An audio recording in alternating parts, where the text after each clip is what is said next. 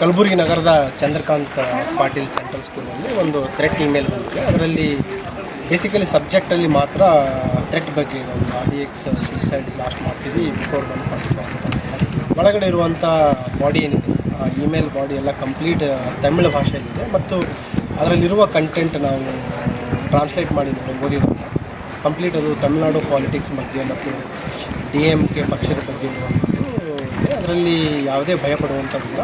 ಈಗಾಗಲೇ ನಾವು ಈ ಶಾಲೆಯಲ್ಲಿರುವ ಮಕ್ಕಳನ್ನು ಇನ್ವಾಲ್ವ್ ಮಾಡಿದ್ದೀವಿ ಮತ್ತು BDDS AC ತಂಡಗಳು ಬಂದು ಕಂಪ್ಲೀಟ್ ಸ್ಕೂಲನ್ನು ಪರಿಶೀಲನೆ ಮಾಡಿದೆ. ಯಾವುದೇ ರೀತಿಯ ಆತಂಕ ಪಡುವ ವಿಚಾರ ಇಲ್ಲ ಮತ್ತು ಈ ಇಮೇಲ್ ಸಂಬಂಧಿಸಿದಂತೆ ಈಗ ಒಂದು ಪ್ರಕರಣವನ್ನು ನಾವು ತೆಗೆದುಕೊಂಡು ಮುಂದಿನ ತನಿಖೆ ಮಾಡ್ತೀವಿ. ಸರ್, ಇದು ಮೂಲತಃ ಎಲ್ಲಿಂದ ಬಂದಿಲ್ಲ ಅಂತೇಳಿ ಈಗ ಅದು ಒಂದು ಕುಡಾಂಕುಲಂ ಜಗನ್ @hotmail ಬಂದಿದೆ. ಅದು ಎಲ್ಲಿಂದ ಕಳಿಸಿದ್ದಾರೆ ಮತ್ತು ಯಾವ ಉದ್ದೇಶಕ್ಕೆ ಕಳಿಸಿದ್ದಾರೆ ಪ್ರಾಥಮಿಕವಾಗಿ ನೋಡಿದರೆ ಇದು ಕಂಪ್ಲೀಟ್ ಒಂದು ತಮಿಳುನಾಡು ಸ್ಟೇಟಿಗೆ ಹೋಗ್ತಿದೆ.